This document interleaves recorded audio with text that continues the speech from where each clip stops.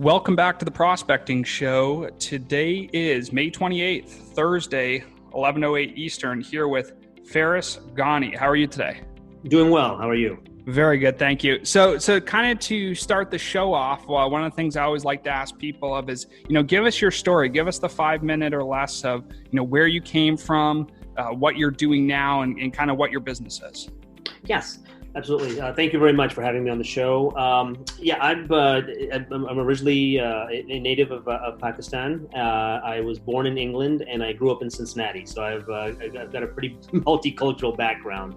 I did all my degrees and education here in the Cincinnati, Ohio area. I started off in the finance industry, completed my MBA, and then got into the healthcare field. I was always a little bit into the healthcare field as I've got physicians and healthcare administrators throughout my family. And that kind of drew me towards that industry. I've worked for multiple hospital systems here in the Cincinnati area, and then had an opportunity to move and live in the Middle East, specifically in Dubai and Saudi Arabia. I had the opportunity to launch a number of different clinics there of various specialties. And when I moved back, I continued to pursue those opportunities as I work there. I still work and travel over to the Middle East every few months. Obviously not right now because of the current crisis. And then at the same time, I am also working for an organization by the name of Wernley, which is a residential facility for abused and underprivileged children. Wow, that's quite a mix you have there. So to kind of go down the pathway of the medical work, to kind of break down what you guys do in that business. Absolutely. As I said, I've been traveling and looking for a project in the Middle East for quite some time. Through some networking and common connections, I was introduced to a doctor who specialized in wound care, diabetic wound care, here in the U.S. And he was looking to expand his services overseas, and I recommended let's look at the Middle East, and took him on a tour of Dubai and that region. And what we found out was that there was nobody truly doing any kind of diabetic wound treatment for patients in that region, not just Dubai, but all of the Middle East. They were just behind, not only technologically, but also from a training standpoint. And there was really no wound care specialists. And what we found was that basically, if a patient had a wound, they would try to do some basic treatment, and then they would just amputate the limb. And of course, our doctors and specialists here in the U.S. said, no, we can absolutely save those limbs. And if you are familiar with any kind of statistics, after a limb is amputated, that individual usually has another 3 to 5 years of life left. Because that infection and those issues just continue to spread throughout the body. So what the treatments that our team have come up with and have been trained in preserve those limbs, and we have I think close to 90% preservation of limbs, and obviously that results in having a normal life going forward. So that's the specialty that we started with as far as launching in that region, and then we uncovered other opportunities too. We always look for opportunities in that region where they just don't have either access to or the specialists. And what we do is we do our research, and we bring those specialists from the U.S. Who are highly trained and to the Middle East to help patients and the general population there. And why did you guys come up with that kind of model? Like, what I know you said that there was like a deficiency there, and they maybe weren't doing things as well as you'd see in North America. But how did you come to decide that's what you want to do? It was more just it was based on demand, right? So there, we saw that there's, some of the specialties that exist there and they're doing well, orthopedics, pediatrics, And if you know the Middle East, a lot of the reason they flourish so much is they bring in very good, highly trained individuals from the West. And this was one specific specialty that it didn't exist. We went to a number of different diabetic centers and nobody was doing wound care. They were just doing basic, and so we said, we can bring in this specialty, help save lives in this region, and hopefully we can then expand those services outside of the Middle East into Southeast Asia, and beyond. So just that part of the world has not even touched, wound care. And so we were basically the very first standalone wound care, treatment center in that part of the world. Yeah, and it's always interesting being one of the first, right? In anything that people do, when you're the first person in there, you get the risk, you get the reward, you get the scrutiny, you get all the people who are thinking you're crazy. And then, when it actually works out, people start, asking the right questions, right? Like, how can they duplicate that, or how can they repurpose what you're doing?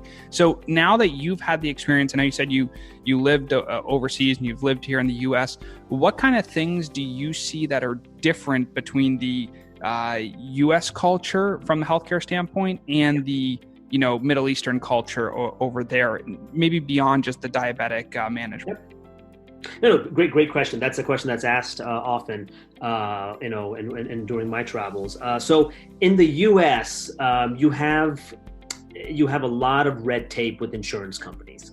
So I'll just give you the positives and negatives of each region. Everything. I think what's happened is we're a very litigious society here in the States. So everything is complicated contracts, complicated legal language. Over decades, that's resulted in complications for patients. Right? They go in, they have to. They have to go in for a treatment here at the hospital in the States, and they, what procedures are covered, what procedures are not covered, what's the copay. There's so many different complications with the insurance system here in America. Where in the Middle East, they've taken kind of the best of what America has to offer as far as insurance offerings. And they've done a very good job where, if you need to get an appointment with a specialist, for example, an endocrinologist, you can get it same day, maybe next day, where in the US, it could be a week or a couple weeks out, because there's so many, approvals and do they accept your insurance? Over there, the insurances cover everything that is going to be required for that patient. So it's kind of a hybrid of what the American system offers, and they've localized some of the insurance services, which has made it a lot easier for patients to get the proper care. The challenges in the Middle East are that there's only, the population is 85% expatriates, specifically in Dubai, and so only 15% are locals as they're called, Emiratis. They don't have expertise. They basically say, we have the money, we're going to bring in all the experts from the West, and then we'll let you guys, set everything up. But the challenge that Western physicians face is that you have the locals who don't have clinical training or the expertise that the Westerners have, and they're kind of saying, well, it's our money, so we're going to tell you how to run the show here. And the American doctors or the European doctors are saying, well, that's great. I'm glad you have the money. You're paying us well. However, we know clinically what's best. So they tend to butt heads a little bit, which can make it challenging, working and kind of running hospitals and clinics in that part of the world. So, there's positives from each country. And I've kind of worked on both ends of that. So.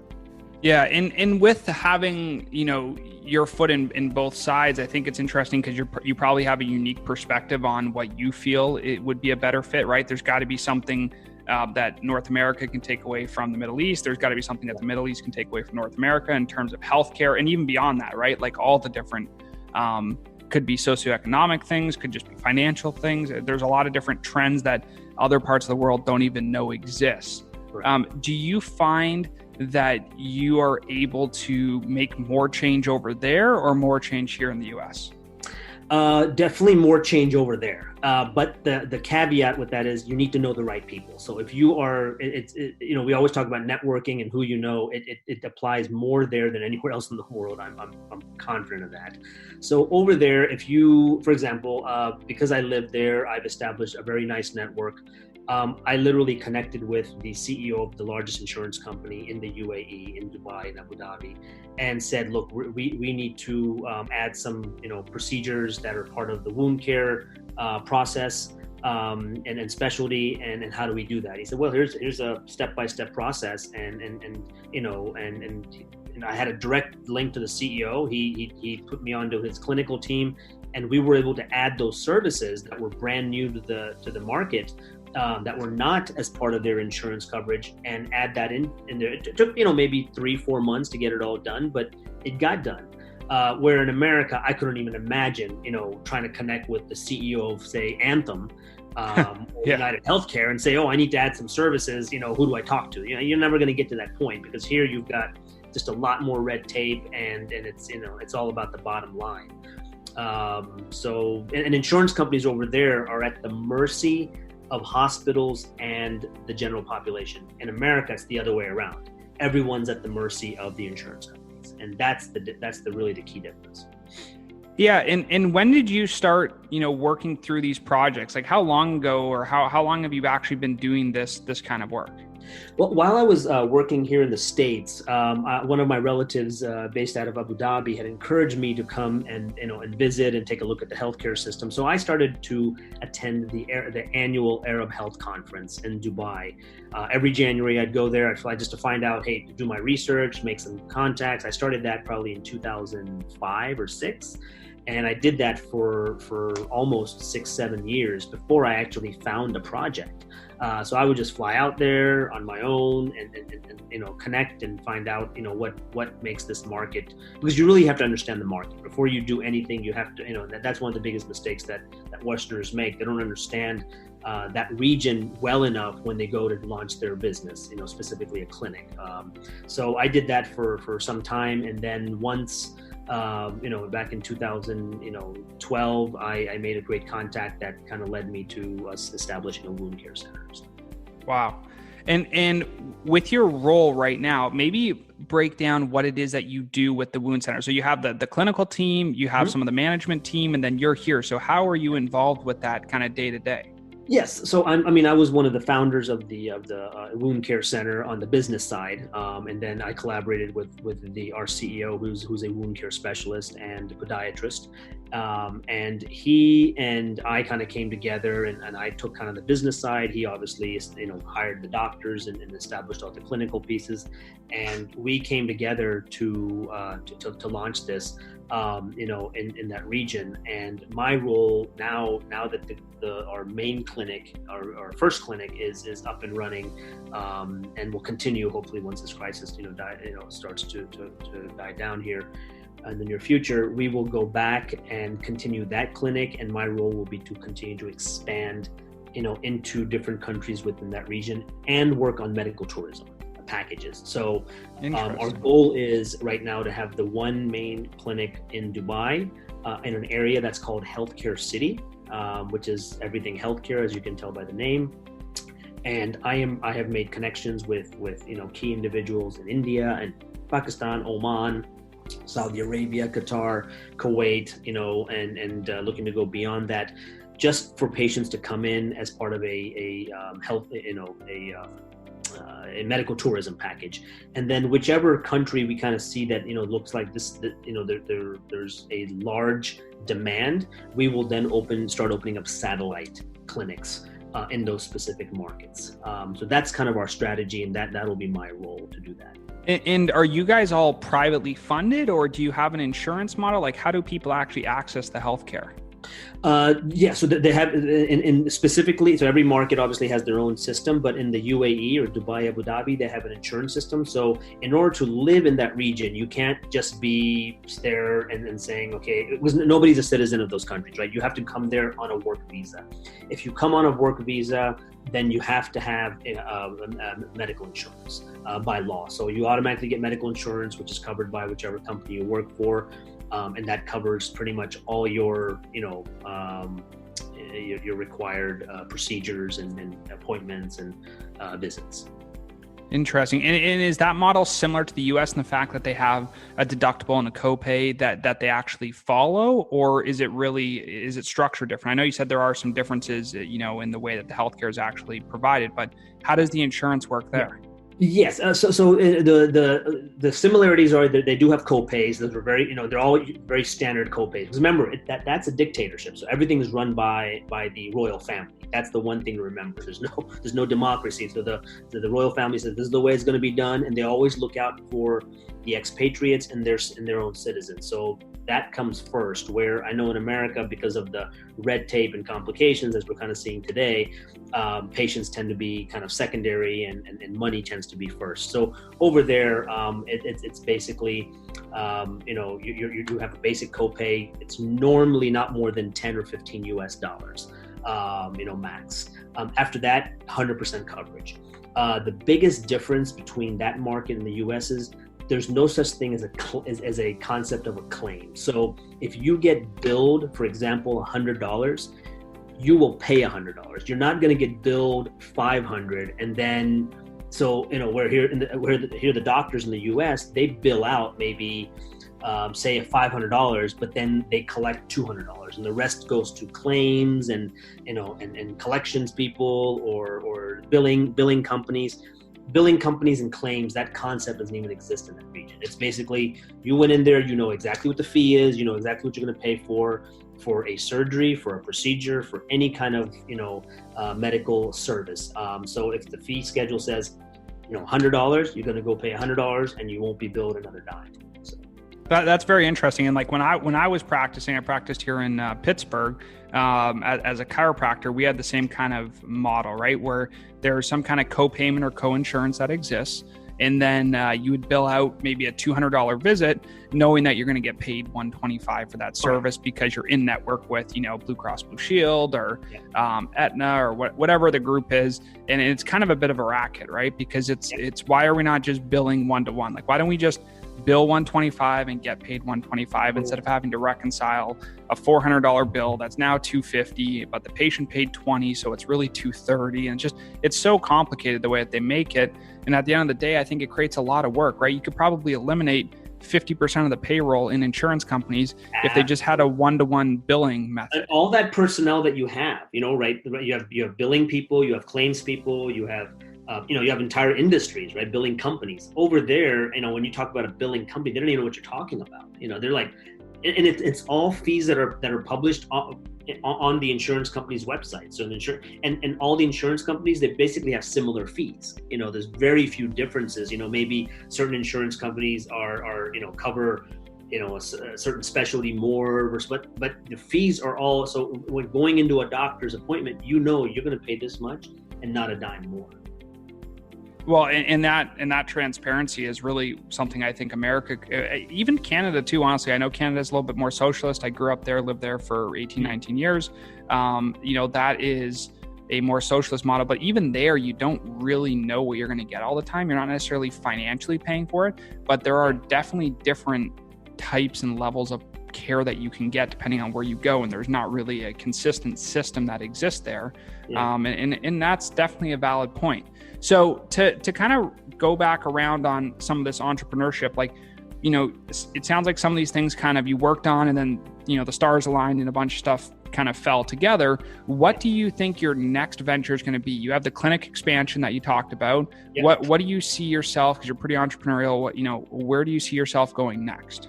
So the next is actually, it all started about 6 months ago. That when I was out in Dubai back in the fall, there was an allergist who works for the Cleveland Clinic of Abu Dhabi, and she approached me and she said, I want to launch, my own independent standalone allergy center, and I want to do. And she's not real happy where she's at, and so she was referred to me by a common friend, and so I started that project back in January.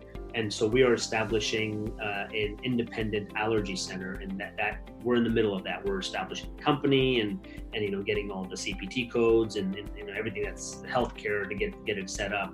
We've been working on. So that's actually my next venture in parallel with managing the diabetic wound care center.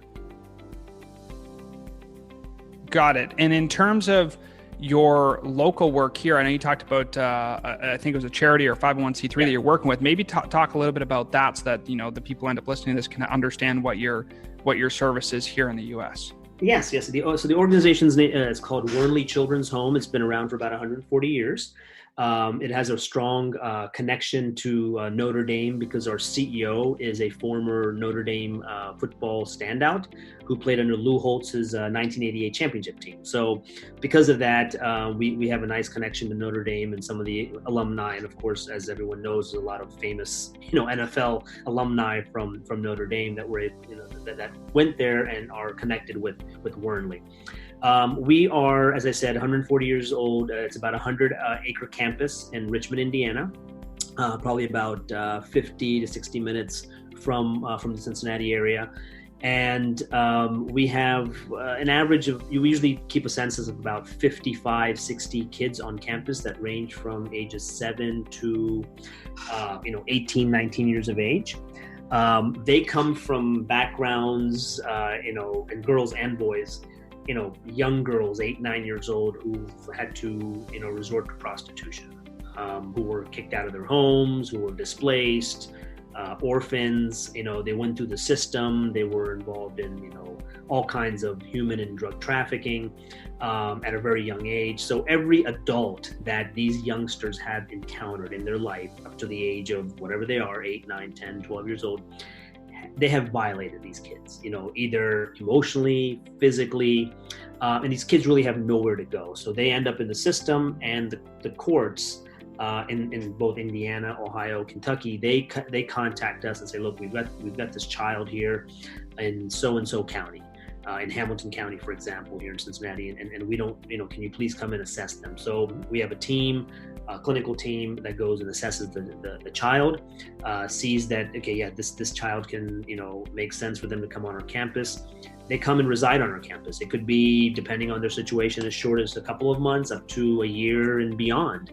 That they go through therapy.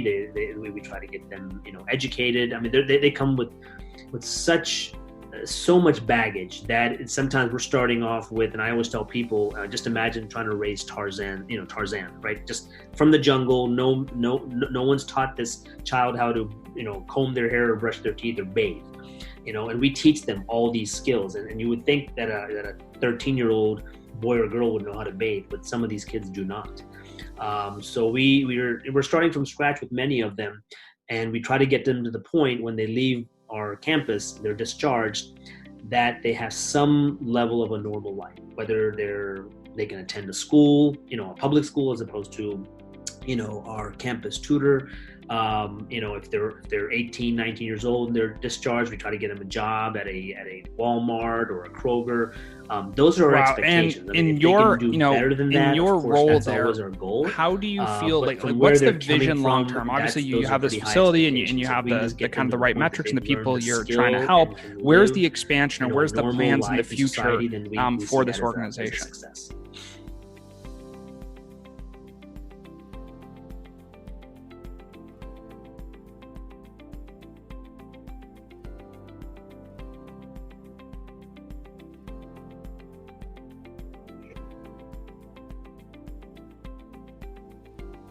So yeah, my role specifically is I'm the philanthropy officer there. So it's fundraising for different for our different needs. Needs are always changing. It can be anything from bolstering our clinical department. We need maybe to raise because a lot we own the land, we own our buildings. Everything is by private donations. We receive a middle level, per diem from the state for each child. But, we really rely on people's, generous donations. So I work with foundations, apply for grants, work with private donors. We do, different events to raise funds to keep the campus going from an operations standpoint, keep the buildings, in good shape and in line with the CDC requirements. We're trying to, we don't have much in the way of athletics. So we have a gym and some hoops for the kids to play, but, physical development is so key in their progress and their overall development that we just haven't done enough over the years because there have been other priorities to put a sports program together. So now, we're working closely with the Cincinnati Reds, the Cincinnati Bengals, different Indiana Pacers, different organizations to get grants and funding to raise money so we can put together. Sure. Yeah. And I think that's really important too, right? You have to have that multidisciplinary approach where you have some athletics, you have some basic life skills, you have some of this professional development, personal development, educational development, kind of tie it all together. And I think that's one of the things that a lot of not-for-profits don't necessarily accomplish, right? There's a lot of them that are very vertically focused where they work on one thing and one thing only, but it's kind of nice that you guys have a very diverse offering that you bring to the table, because I think that's something that's a little bit more effective than just one particular vertical.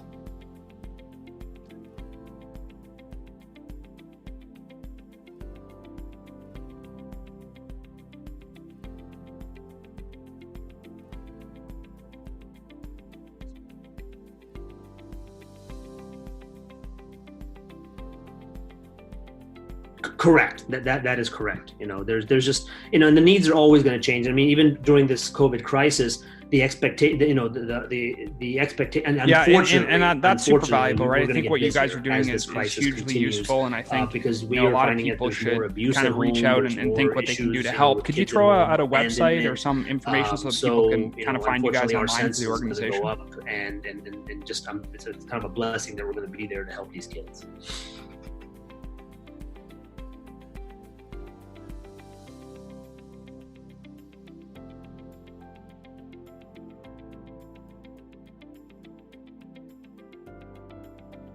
Yes, absolutely. It's www.wernle.org. Wernle.org is our website, and anybody can go there, check, get to know us a little bit more.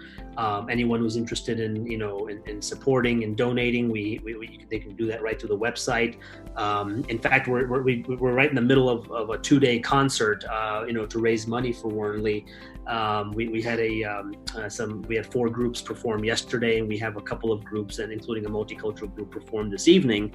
That they can tune in through Facebook or our YouTube channel.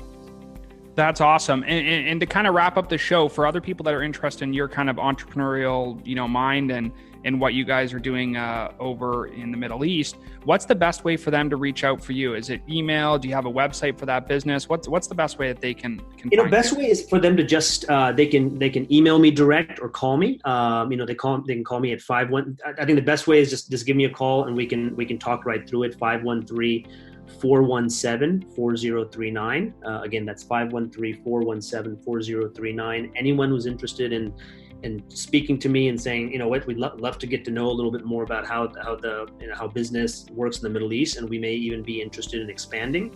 That is one of the services that I offer, because I have a local person I work with in that region. So because we have a lot of people who approach me here in the U.S. who say, we would love to expand our business in the Middle East. How do we do it? What does it cost? And I can get them, from soup to nuts, get them set up if they have interest in doing that. So. That's awesome. And I want to thank you for coming on the Prospecting Show. I know we talked about a lot of different kind of entrepreneurial things and growth and opportunities that exist there. So thank you for your time and walking, appreciate the time, us through it. And I hope the listeners, get some good information there, talking about the US market, talking about the Middle Eastern market and the healthcare space.